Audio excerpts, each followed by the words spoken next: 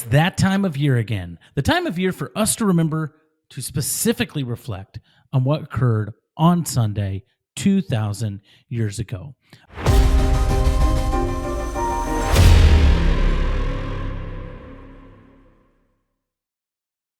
Of course, I'm talking about Easter. We want to wish you a happy Easter here at FreeThinking Ministries. And we want to do that by giving you a reasonable way to defend Easter and the fact that Jesus rose from the dead. Now, obviously, Easter is the day we celebrate Jesus' resurrection. But one of the questions that you should ask is there good evidence for the resurrection of Jesus Christ? And we at FreeThinking Ministries and all Christians everywhere believe absolutely there is. In fact, each year I teach a class on the evidence for the resurrection for a theology class here in Omaha. And if you want to know more about that class and you're in the Omaha area, go to freethinkingministries.com and find the Contact Us page and put theology class in the subject line, and we'll get that information out to you. Anyway, often Christians just merely intellectually assent or faithfully assent to the resurrection of Jesus. But when asked, hey, well, is there good evidence? Is there good evidence that Jesus raised from the dead, or are you just operating on blind faith? A lot of times they can seem kind of flummoxed. We just take it on faith, a lot of people say. But here at FreeThinking Ministries, we want to help people to have a reasonable faith. In fact, our mission is to help people reason together by applying logic and sound theology to everything. We should have reasons for what we believe. The question is, what are those reasons? After all, Paul said in 1 Corinthians 15, and if Christ has not been raised, then our preaching is vain. Your faith also is vain. So what are some of those evidences? Well, instead of listening to me yap on, let's hear from one of the world's foremost scholars on this topic, Dr. Mike Licona. And this video is a little bit old, but I think the truths remain stalwart within it. Check it out. Did Jesus rise from the dead? And tonight I'm going to construct a positive historical case for Jesus' resurrection using two major building blocks, facts and method. Let's start with the facts. Now, when we look at the facts, we've got to consider a pool of sources from which we will mine data. And most people, of course, are going to think right up front, Matthew, Mark, Luke, and John, 4 biographies of Jesus written within a few generations of his death. Now, I do believe that there is a good case that can be made for the historical reliability of the Gospels. Books written by, say, Craig Blomberg, The Historical Reliability of the Gospels. Craig Keener has a new book out. It's like 800 pages called The Historical Jesus of the Gospels. Richard Burridge's What Are the Gospels? There's numerous of them out there like this. But there is no sort of consensus among modern scholars in terms of the historical reliability of the Gospels. There's a wide spectrum in which people fall, usually unfortunately, along party lines. So rather than get on a debate on the Gospels, I'm going to focus on some earlier literature, letters written by an early Jewish leader who had been very hostile toward the Christian church named Paul. Now, Paul hated the church. He was out persecuting Christians. And then Paul had an experience that he was persuaded was of the risen Jesus who appeared to him. And this experience radically transformed his life from a persecutor of the church to being one of its most able defenders. Now let me march off a little timeline for you here of how these events kind of pan out or unfold. I'm getting this from my friend and mentor, Gary Habermas. In the year 30, most scholars believe that Jesus was crucified in April of 30. They also believe that Paul had his conversion experience 1 to 3 years later, call it 2 years, and so we say 32. Then Paul says 3 years after his conversion, he then went up to Jerusalem and visited with the lead apostle there and one of Jesus' closest disciples named Peter, and also saw Jesus' brother James at that time. This makes it 35, or 5 years after the crucifixion. Now it's interesting to observe the Greek term that Paul uses here for visiting. It's the Greek word hysteresis, from which we get the English term history. This suggests that Paul's objective in going up to Jerusalem was to find a historical account about Jesus. After all, he hadn't been a disciple during Jesus' life, so he wanted to get the whole 9 yards from those who had been.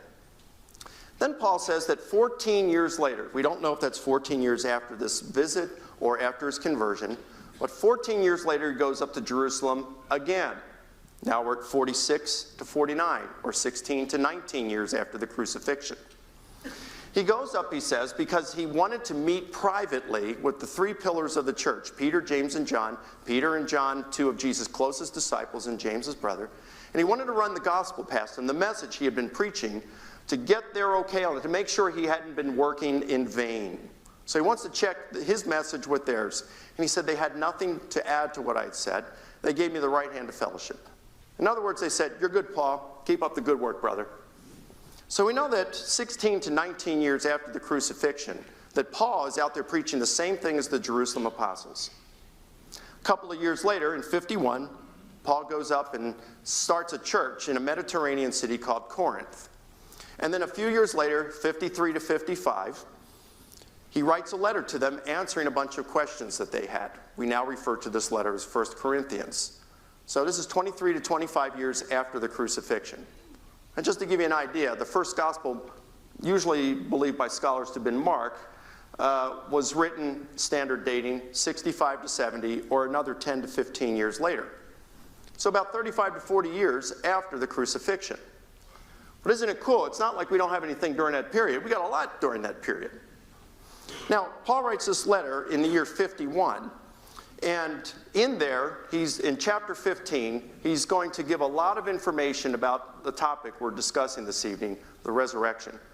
Now, he doesn't deal with the resurrection directly. He deals with it indirectly by saying that the way Christians will be raised from the dead in the future is the way Jesus was raised. So the nature in which Christians will be raised, if it's bodily, means that Jesus was raised bodily. We'll get to that in a moment.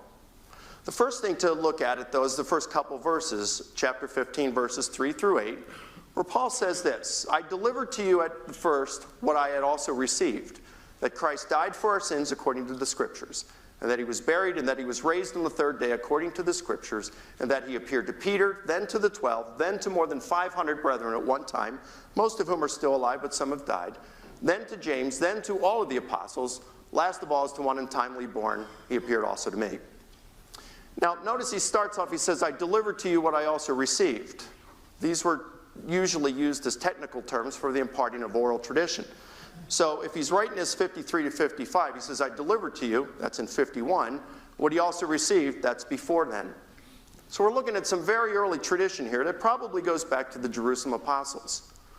There are three individual appearances mentioned here: Peter, James, and Paul. Of course, Peter and James, he'd met with them on 2 occasions now. And then Paul, he knew about himself, of course.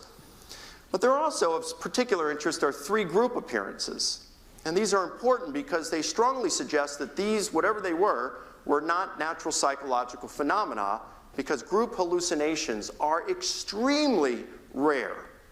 And so to say we got 3 group hallucinations would be very, very, very rare.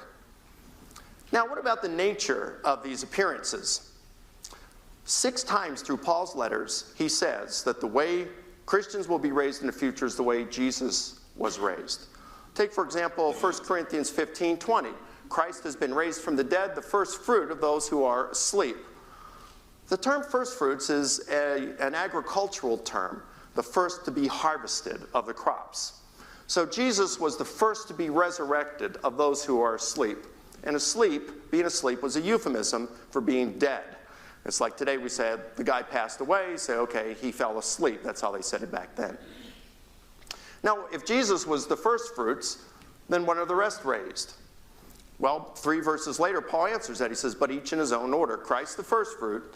After that, those who are Christ's at his coming." So, the others will be resurrected when Jesus returns, according to Paul and the disciples. He says this elsewhere. In 1 Thessalonians, Paul writes, "For the Lord himself will descend from heaven with a shout, with the voice of the archangel and with the trumpet of God, and the dead in Christ will rise first. Then we who are alive and remain will be caught up together with him in the clouds to meet the Lord in the air, and so we will be with the Lord forever." He says the same thing basically in 1 Corinthians 15, 52, and 53, where he says, "In a moment, in the blink of an eye, at the last trumpet, for the trumpet will sound, and the dead will be raised imperishable, and we will be changed. For this perishable must put on the imperishable. This mortal must put on immortality. And the Greek word that Paul uses here for putting on is like clothing, to put some clothes on. So what happens then if the dead are going to be raised when Jesus returns? What happens to Christians now when they die? Well, according to Paul and the apostles, a Christian dies, her body's buried, and then according to 2 Corinthians 5:8, to be absent from the body is to be present with the Lord, and Philippians chapter 1, both written by Paul, he says, I have two options. I can die and be with Christ or remain on in the body. So the Christian dies, her spirit leaves the body and ascends to be with Christ in heaven as a disembodied spirit. Then when Christ returns, her spirit is reunited with her body, which is then raised up and transformed into an immortal, incorruptible body. So it's not a matter of becoming a disembodied spirit when a person dies. Neither is it a matter, at the resurrection. Neither is it a matter of abandoning this body forever and exchanging it for another. Those views are no longer sustainable. It's a matter of the body being transformed, the physical corpse in the tomb, and brought back to life, transformed into a resurrection body. This is what the disciples and Paul were preaching. So, here's what we have. We've got, in Paul, we've got a guy who was, we've got a testimony from an eyewitness. He was hostile at the time of his conversion experience. He knew the disciples who had the experiences of what they thought were the risen Jesus. He was teaching what they were teaching, and that is that Christians will be raised bodily from the grave in the future, and therefore Christ was raised bodily from the grave back in the year 30 in his transformed physical corpse, and appeared to others in both individual and in group settings. These are the reports. These were their beliefs, the beliefs of the disciples and their teachings. These are the facts that I'm using this evening. Now that leads us to my second major building block, and that's method. Now we've already discussed the four general criteria for assessing hypotheses. So let's see how the resurrection hypothesis fares. In terms of explaining the data, these appearances to individuals and groups, to friend and foe alike, the resurrection hypothesis couldn't be better. It accounts for all of them, and it accounts for them without forcing them to fit or pushing them, straining them to fit. So in terms of explanatory scope and power, the resurrection hypothesis couldn't be better. What about ad hoc? Well, as far as I know, there aren't any non-evidenced assumptions. I'm not making any claims this evening in terms of who raised Jesus or how he was raised or the cause of his resurrection, only that he was raised. But I would say that in terms of the resurrection, if we're going to say, if someone would say, well, yeah, but it presupposes God's existence, because if Jesus rose, it's almost certainly a supernatural event. Well, that's not a non-evidenced assumption, since I think there's rather good evidence for God's existence. And even if a person thinks the evidence isn't as good as it is for atheism, it's still not to say that there's no evidence. So it's not a non-evidenced assumption. In terms of plausibility, it's certainly implausible that Jesus would be raised by natural causes. But if God exists and wanted to raise Jesus, then it becomes very plausible. The problem is that historians can't know ahead of time whether Jesus would, or that if God, if he exists, would want to raise Jesus. So rather than presupposing a position one way or the other, it's best for historians to take a more of a neutral position, to bracket their worldviews, and simply let the facts speak for themselves. Otherwise, they place themselves in a dangerous position where they allow their worldview to guide them throughout their historical investigation. And bad philosophy corrupts good history. So I think when we look at plausibility, we kind of bracket it and we say, well, it doesn't pass, doesn't fail. We'll just leave it kind of neutral. So in closing, I just summarize and say that the standard historical method for assessing hypotheses strongly suggests that Jesus rose from the dead. But you might say, well, what if the person that I'm talking to brings this up? There are a lot of people that say Easter is a pagan holiday. In fact, Easter comes from the pagan goddess Ishtar, who's a Babylonian goddess. Don't you know this? She's the goddess of sex and fertility, or the goddess Oestra from the Anglo-Saxon area of the world. And bunnies and eggs are all of those pagan symbols of fertility. I know I once thought this, but I've since been disabused of the notion, and I want you to be disabused of that notion as well. Christians are just taking over a pagan holiday, these people will say. Well, not so fast. For part of the response to this, let's take a look at a video from my friend Michael Jones from Inspiring Philosophy. one that he released recently responding to some of these claims. I just learned something shocking about Easter. No, you didn't. Easter has nothing to do with Christianity or Jesus dying on the cross. It has everything to do with Jesus because it's entirely a Christian holiday in origin. But you're about to peddle a bunch of modern myths that it's actually a rebranded pagan holiday. By the way, Easter is Not Pagan shirts are now available on our website. It all started with an ancient pagan god called Eostrate. Easter, Eostrate. Similar, right? Yeah, but you're leaving out a lot of important details. First, most of the Christian world calls it Pascha, or a derivation of that, because Jesus died and rose during Passover week. The reason why we call it Easter is because in Germanic regions, the holiday fell in the month of Eostromanoth, so they started calling it the Eostromanoth celebration, and then it just became Easter. Now, the month was probably named after an ancient goddess named Eostra, but that doesn't make Easter pagan, any more than it would make Wednesday pagan just because it's named after Odin, or Thursday pagan just because it's named after the god Thor. Don't worry, we will get back to that video in just a second. But if you haven't done so already, please like and subscribe to this video. Please share this video, subscribe. It's Easter. Share the gospel, subscribe, and like the video. But I want to add a little bit of my own commentary here as well. This goddess Oestra, not only is it unlikely that this is linked to this goddess, but we have no shrines dedicated to Oestra. At least we've never found any archaeologically. There's no altars of hers. There's no ancient documents mentioning her. There's really, he's going to get to this in a little bit, but there's really only one mention of her in history. And so we have no idea what the worship of her looked like. So people will say that it is linked to Oestra, but we literally have zero evidence of that. And the only evidence we have is just blind assertions. Let's let Michael Jones continue on. The god of fertility, and this festival was held every April at the beginning of spring to pray for blessings of new life. So that is not true. The only thing we know about Eostra comes from St. Bede. He said, Eostromanoth has a name which is now translated Paschal month, and which was once called after a goddess of theirs named Eostra, in whose honors feasts were celebrated in that month. Now they designate the Paschal season by her name, calling the joys of the new rite by the time-honored name of the old observance. That's it. That's all we know about this goddess. And Christians were celebrating the Pascha long before they even knew about Eostra worshippers. So there's no reason to think the Easter holiday came from some celebration to this goddess. This is where it gets creepy. No, this is where it gets stupid. They used to sacrifice animals and even humans. They would then paint eggs in this blood from the sacrifice and hide them in fields in hopes that God would bless their land. Ugh. See, I told you it was going to get stupid.